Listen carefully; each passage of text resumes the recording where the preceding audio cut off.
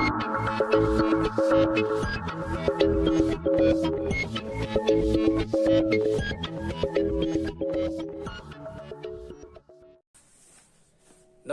तर्क ज्ञान के YouTube चैनल पर आपका स्वागत है। मैं हूं दिग्विजय। इस वीडियो में बात करेंगे राष्ट्रीय स्तर पर होने जा रहे मल्टी लेवल डिबेट कंपटीशन के बारे में। मल्टी लेवल डिबेट कंपटीशन पिछली वीडियो में मैंने आपको बताया, उसके विषय के पक्ष में मैंने कुछ बिंदु बताए थे। मल्टी लेवल डिबेट क्या होती है यह बताया था आपको।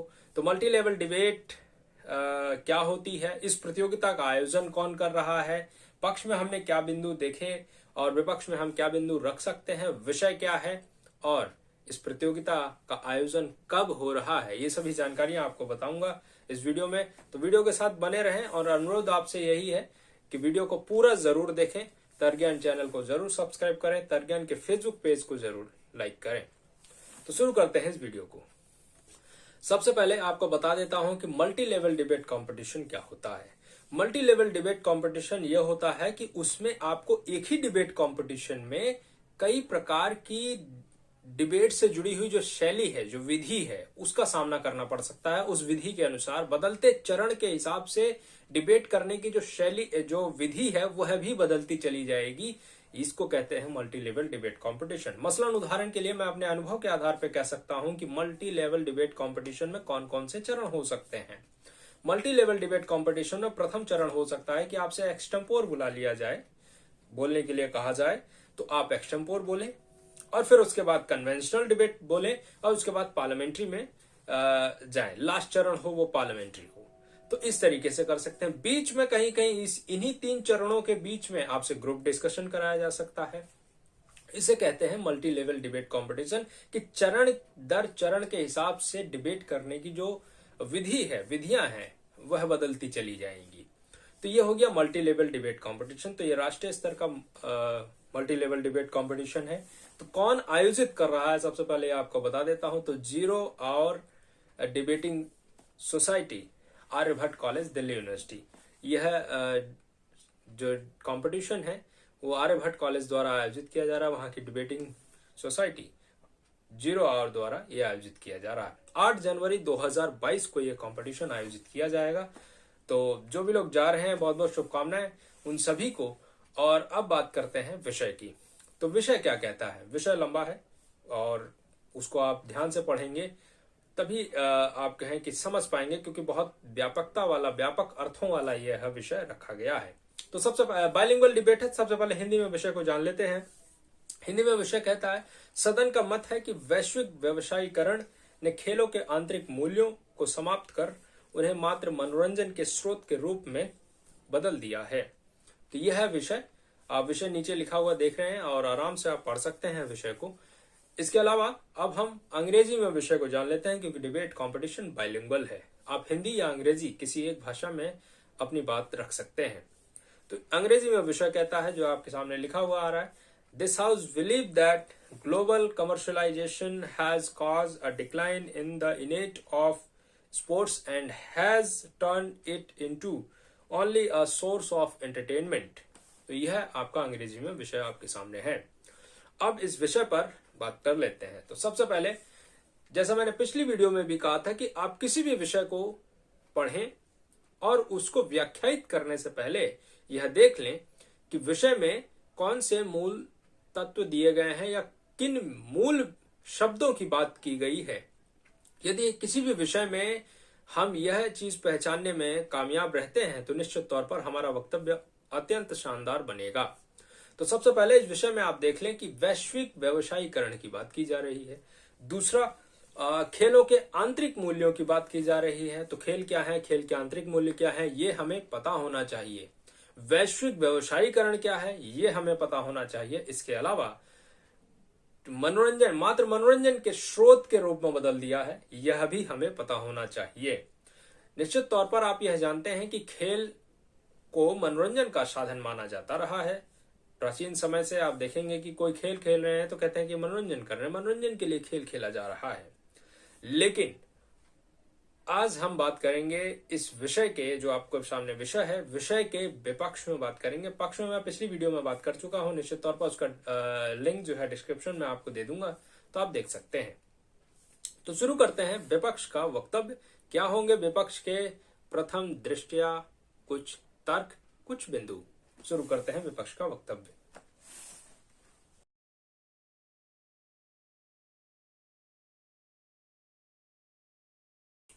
निश्चित तौर पर विपक्ष का वक्तव्य भी वहीं से प्रारंभ होना चाहिए जहां से पक्ष ने अपने वक्तव्य को स्थापित किया है, अपने भाषण को स्थापित किया है।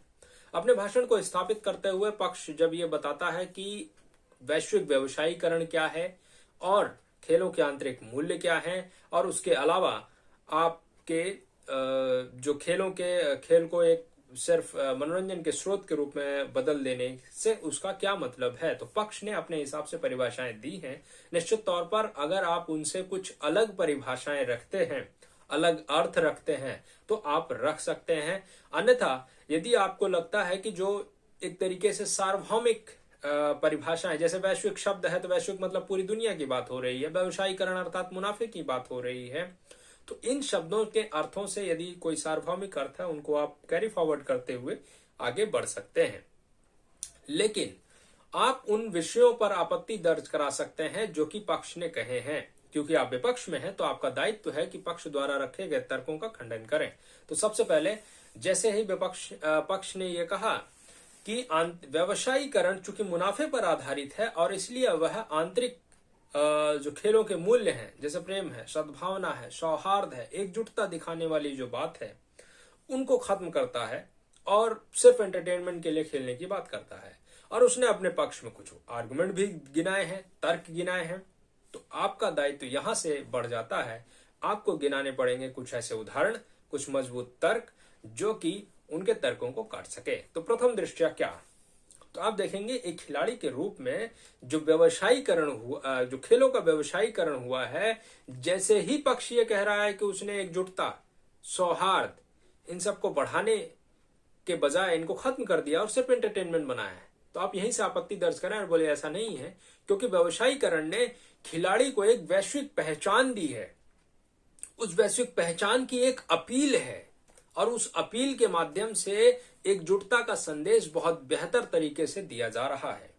जो उसके प्रशंसक हैं, जो उसके समर्थक हैं, खिलाड़ी टीम के जो प्रशंसक हैं, निश्चित तौर पर यदि टीम का कैप्टन और टीम का यदि कोई प्रसिद्ध क्रिकेटर है, फुटबॉलर है, बैडमिंटन स्टार है और तमाम अन्य खेलों में प्रसिद्धि पाई है, निशानेबाजी में है, धावक हैं, अभी आपने हमारे देश के जो नीरज चोपड़ा हैं वो काफी प्रसिद्ध हुए ओलंपिक में गोल्ड मेडल जीतने के कारण, तो उनके समर्थक, प्रशंसक निश्चित तौर पर यदि वो कहेंगे कि समाज में हमें एकजुट रहना चाहिए, उनकी बात का प्रभाव पड़ेगा।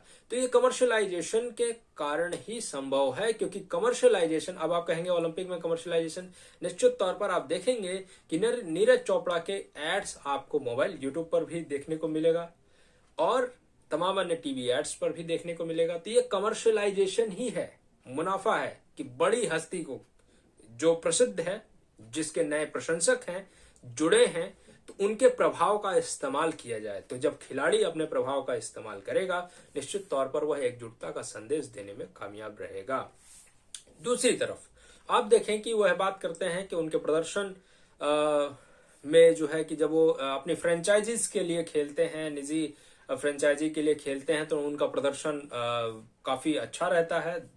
और मैंने एक लाइन पिछली वीडियो में कही थी कि जब हम क्रिकेटर की मैंने बात की थी, क्योंकि आईपीएल में ऐसे सवाल उठे कि क्रिकेटर फ्रेंचाइजी के लिए तो धुआंधार बैटिंग करते हैं और ताबड़तोड़ विकेट्स लेते हैं, लेकिन जब आईसीसी टूर्नामेंट्स में खेलने जाते हैं तो टीम का परफॉर्मेंस उस स्तर का नहीं रहता जिस स्तर की उम्मीदें बंध जाती हैं। निश्चित तौर पर अभी जो पिछले साल आईसीसी टूर्नामेंट में जिस प्रकार से टीम इंडिया का प्रदर्शन रहा, उसके बाद ये सवाल उठने शुरू हो गए। तो क्या ऐसा है? निश्चित तौर पर आप ये कह सकते हैं कि एक तरफ आपको ऐसा लग सकता है, लेकिन आपको ध्यान देना होगा कि क्या आईपीएल खेलने की वजह से ही ऐसा प्रदर्शन खिलाड़ियों ने किया? निश्चित तौर पर नहीं। आप देखेंगे कि साल भर बीसीसीआई का जो कैलेंडर है उसमें इतने इवेंट्स होते हैं, इतने मैच होते हैं कि खिलाड़ियों को रेस्ट करने का मौका नहीं मिलता है। और प्लस में फिर आपका 90 दिन 60 दिन आपका पूरे आईपीएल चलते हैं। तो आप देखेंगे कि कितना ये जो मानव शरीर है उसको भी आराम चाहिए। तो आप निरंतर मैच खेले जा रहे हैं, तो खिलाड़ियों को भी लगने लग जाता है कि ये भी मैच इसी की तरीके से है। तो क्या सभी खिलाड़ी बहुत अच्छा प्रदर्शन करते हैं? निश्चित तौर पर ऐसा नहीं है। उस कमर्शियलाइजेशन से, आईपीएल से हमें कुछ बेहतरीन खिलाड़ी भी प्राप्त हुए हैं। तो ऐसा नहीं कह सकते हैं कि वह सिर्फ पैसे के लिए खेल रहे हैं। महान खिलाड़ी हैं, बड़े खिलाड़ी हैं, और वह जो है अपने देश के लिए भी खेलना चाहते हैं, बेहतर करना चाहते हैं। हो सकता है कि जो खिलाड़ी आपको आईपीएल टीम में, या जैसे मैंने फुटबॉलर्स का उदाहरण दिया था, यूरोप और दक्षिण अमेरिका के जो फुटबॉलर्स हैं, बड़े बड़े फुटबॉलर्स हैं, बड़े नाम है फुटबॉल की दुनिया में, वो जब अपनी राष्ट्रीय टीम के लिए खेलते हैं तो अच्छा प्रदर्शन नहीं कर पाते। उसका कारण क्या है? उसका कारण यह हो सकता है कि जब आप फ्रेंचाइजी में खेलते हैं तो फ्रेंचाइजी अच्छे पैसे देकर दुनिया भर के टॉप फुटबॉलर्स को अपनी एक टीम में रखने की प्रयास करते हैं, तो जिसकी वजह से अच्छा प्रदर्शन कर पाते हैं। हो सकता है कि उतने अच्छे खिलाड़ी, क्योंकि देखिए हर एक टीम में कुछ ना कुछ टॉप के खिलाड़ी होते हैं, तो अगर दुनिया भर के टॉप खिलाड़ियों को या फिर दुनिया भर के कुछ ऐसे खिलाड़ियों को लेकर आप खेलते हैं तो निश्चित तौर पर टीम आपकी बेहतर बन जाती है। टीम इवेंट है ना, इसलिए आप ये भी एक फैक्टर हो सकता है कि जब वो खेलते हो तो अकेले दम पर कितना कर सकते हैं वह फुटबॉलर करने का प्रयास करते हैं, क्रिकेटर करने का प्रयास करते हैं।